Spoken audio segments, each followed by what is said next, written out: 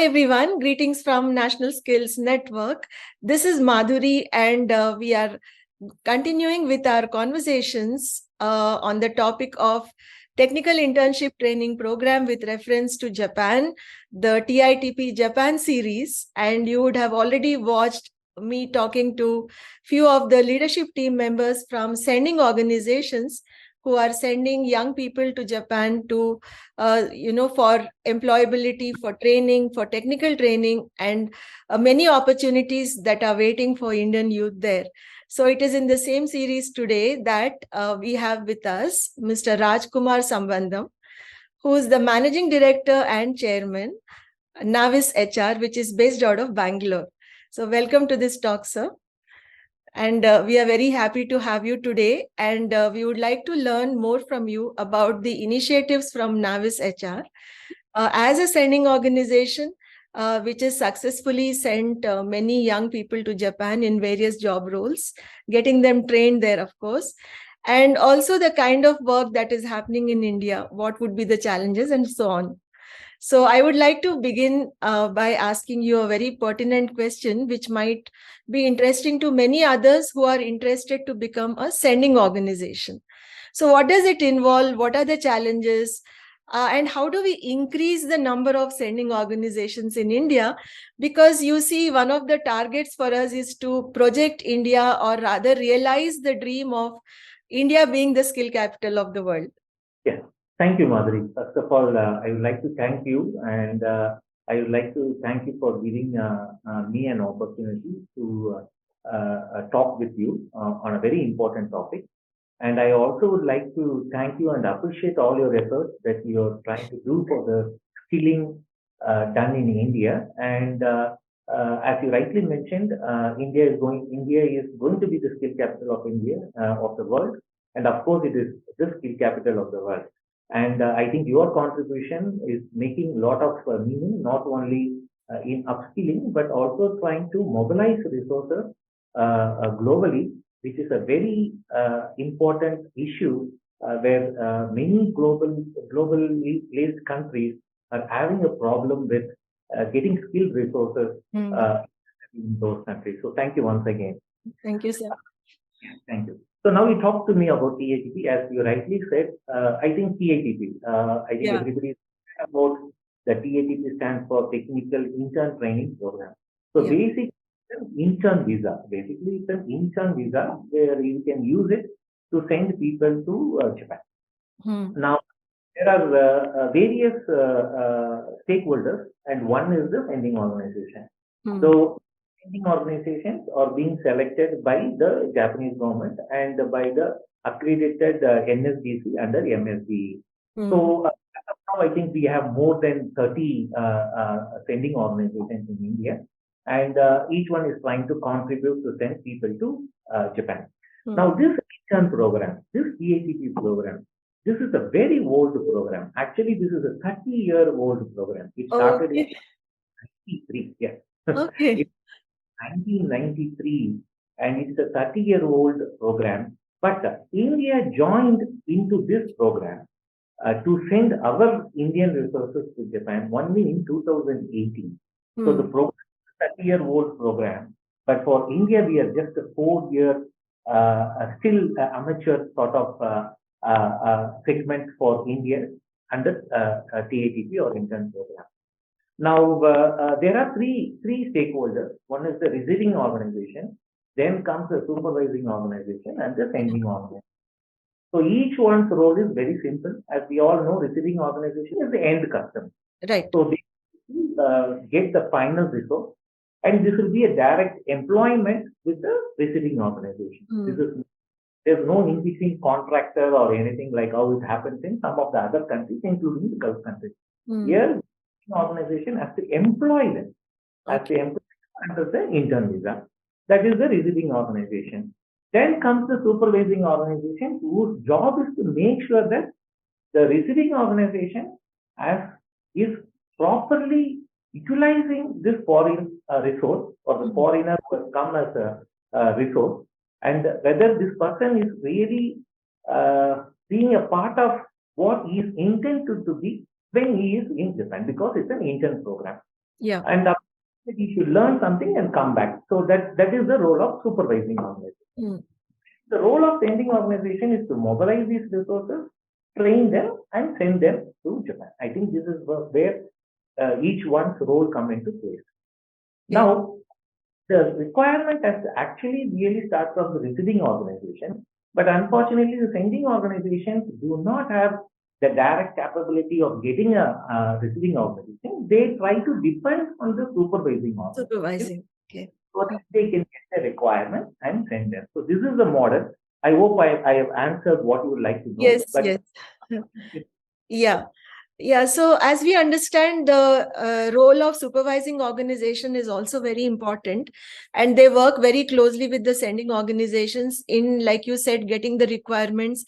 And I think they are the ones who are interfacing in Japan, right, with the industries. That's what I understand. Okay, now you just mentioned about training, Mr.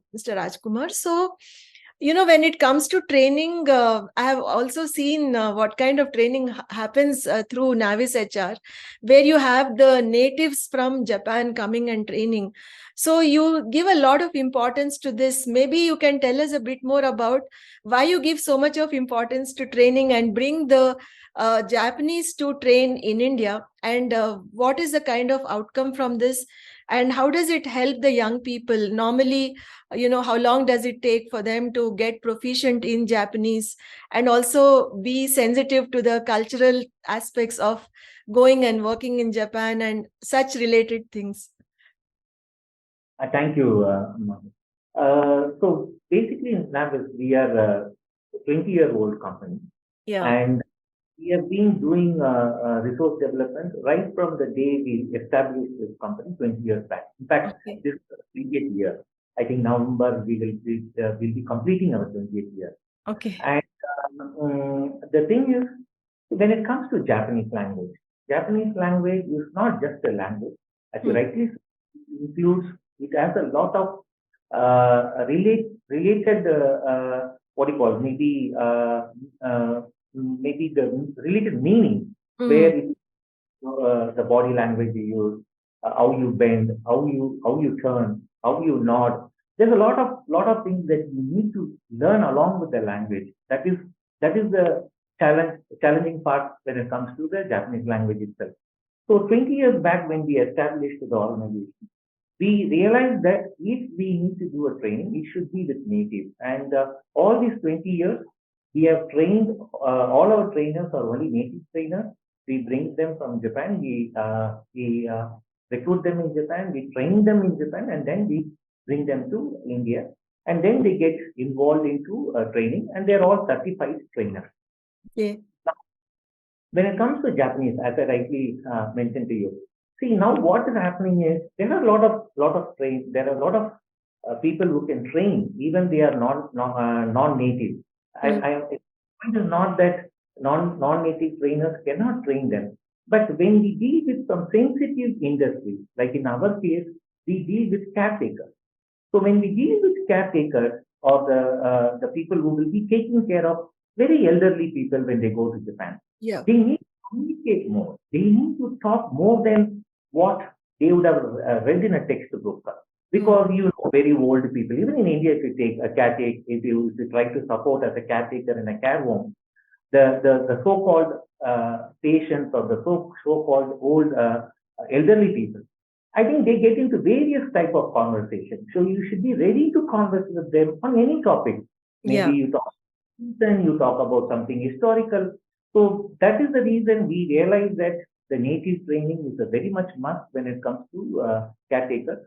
And we make sure that they are trained in such a way that they can finally communicate properly with the end user, who is the person. So it's on the language. And as you rightly said, when you were also part of the training, what we intend to do is we try to do Japanese language training with the methodology of we teach Japanese by Japanese language. So that is the methodology that we try to utilize so that we make sure that when the candidate is going through the training program, he tries to put all his efforts to communicate in the same language, in the same Japanese, right from the beginning till we get graduated out of the program.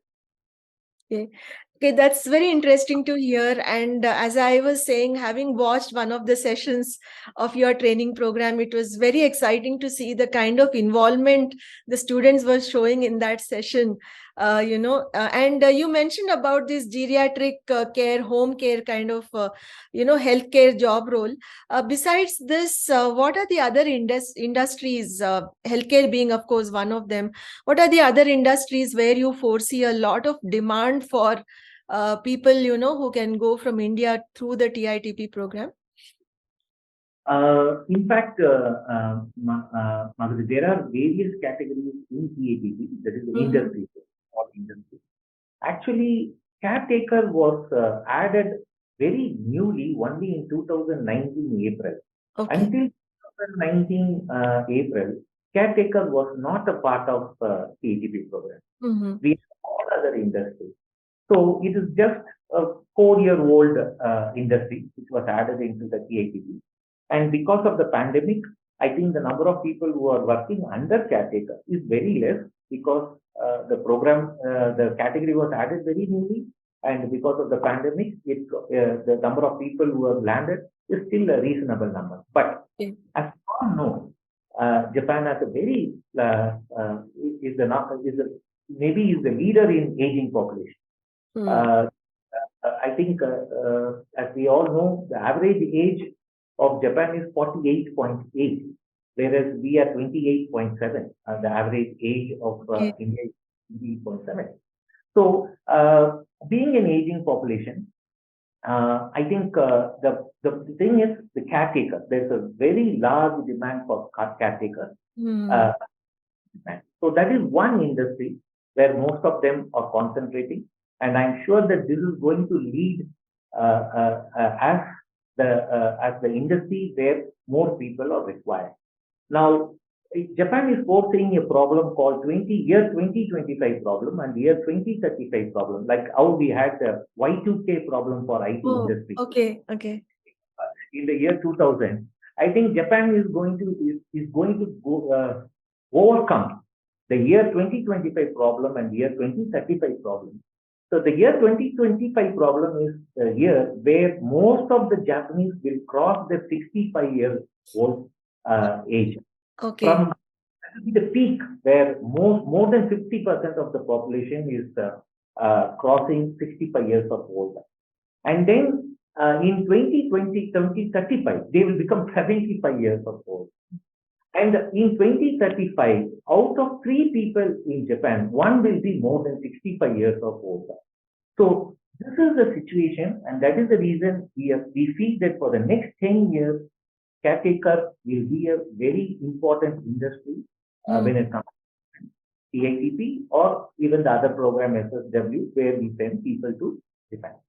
Now, the next one, in terms of the number of people who are already there, if you see the number one industries where more interns have come into Japan is construction industry. That has the largest number of people as of now. Talking about the number of people who are already working in this program, this also shows that there is a large demand in this industry. Then the next comes the food and the beverage industry. So this comes into packaging, food packaging or frozen food packaging. They work in factories where the food packed, means basically manufacturing of food industry. Then comes machinery, then comes agriculture. So these are the major areas. There's a lot of demand. But going forward, as I told you, caretaker is one industry. Then comes the food service industry, which includes restaurants. And then comes the hotel industry. These are the maybe the industries that will need more people in the company. Okay, that's quite interesting and enlightening information you shared just now, especially about how the aging is going to happen and how they are foreseeing this issue of handling old age people there. And now this program itself, like you were mentioning about partnerships and the sending organization and the receiving organization, in the context of that, how do we form partnerships? Can people approach NAVIS HR? Are you open to any partnerships where you can help guide people, advise organizations? Is that something you do from NAVIS? Yes, Madhuri. Actually, we were also very new to this industry when in 2018, when the MOU was signed. Since we had a little bit of exposure on the training part, we were able to send the first nurse as a caretaker to Japan. So historically, we opened that industry where we sent the first nurse. We sent them on 2019 March. We sent them to Japan. Now, what we realized is, since we started doing it in the early stages and we started moving as a first mover, we started facing many issues more than anybody else because we were trying earlier. And what we realized is, yes, the biggest challenge was the supervising organization. We were able to find receiving organizations which wanted Indian nurses or Indian resources. But we had a very big challenge where we were not able to find a supervising organization which were able to supervise the Indian resources after they land in Japan. So this was a very big challenge, and I know this is a challenge for most of the sending organizations in India. That is the reason we are not able to increase number in a large way because many supervising organizations do not have the capability to supervise Indian resources after they land into Japan. Because for them also, India is a very new country. As I said, it's 30 years for other countries. But India recently joined, so they are also not very much exposed. But recently, there are many supervising organizations that are trying to see how they can get involved because there are a lot of restrictions or there are a lot of criteria which a supervising organization has to strictly follow when they try to support any sending organization from a different country. So we, along with a couple of various other stakeholders and people who were interested in India, we have formed a supervising organization which has the capability of supporting sending organization. So we will be very much very much keen to work with various sending organizations as a supervising organization. In fact, the supervising organization we formed is called 8-1 Society. We made it very simple because today many sending organizations, they find it difficult to even identify a supervising organization. We called it as 8-1 is the country code of Japan. So we thought it's very easy to remember. Anybody can remember. So we called the supervising organization as 8-1 Society. And we are very keen to work with various sending organizations based on the strengths that they possess, or the sending organizations possess. We will be identifying a couple of sending organizations which will have expertise in the areas which they already have a strength, and we will be very much keen to work with such sending organizations. In fact, they've also discussed with NSDC just a couple of weeks back, and NSDC is also trying to utilize this supervising organization so that organizations can send more large number of people to Okay.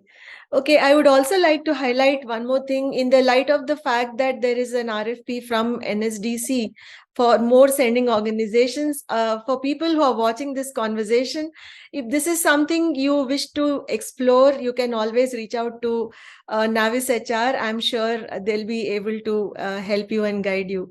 So I'm just making this announcement so that people find this useful, and also from the story you shared, they should be able to reach out to you. So my last point would be, before closing this conversation, any interesting story you wish to share regarding the students, their experience, and also maybe tell people more clearly about what is the kind of salary they expect. It's not like everybody is going to get the same salary. Probably it depends on the job role, it depends on the company where they are going to work, isn't it? There could be many factors. So there could be some misunderstanding and lack of communication. So it's a good opportunity to ask you today about these points. First of all, I think intern program, because our topic is all about TITP. Yeah. It has its own complications, but there are also a lot of good practices, best practices, that can be utilized for a country like India, which wants to be the skill capital of the world. For example, as you rightly said, generally, if you see where either a recruiting company or a recruiting agency or maybe even a freelancer, when you send some people to Japan or to any country, they just act like a matchmaker. They just send them, get some revenue out of it, and that's. But in case of TITP program, since the government of Japan has created the scheme in such a way that after they land also, you need to supervise them, you need to make sure that they've learned something out of it, and they have to come back. In fact, one objective of a sending organization is after they come back, the sending organization have to place them in India because they've learned and they've come back with some skills. So the program is a very well organized, or the objective of the program is very interesting and it adds a lot of value to both the countries. So if this is utilized properly, this can really be a big value to both the countries. Now, since you asked me some interesting things that can be an example here is, see, in our case, there are some people who have finished 3 years of TITP. So they were nurses. They went as a caretaker to Japan. They completed 3 years of program. And when they came back, some of them have joined an hospital, which is again a Japanese-based hospital. Okay. So this is a very big value circulation. So we call it as where the person has gone, earned some money, at the same time has achieved some sort of skills, returned back and is adding value to our country. I think this is one case where we are. The other case is the one she went to Japan. She earned money. She came back. She got married, and then now she has gone in SSW back to Japan for the next 5 years. So there are such people who have done it. In fact, she came back. She got herself married, her sister married. She built an house. She did everything. Then she went, but of course, she left her husband back here, and she has gone back to Japan in SSW to again maybe improve her skills and even maybe earn more for the next one. So this is the second case. And there's a very interesting third case for us. We have one more case where the nurse, she completed TITP, she came back. Now, she wanted to go to another country, and now she's learning German in NAVIS. So, she will be going to Germany.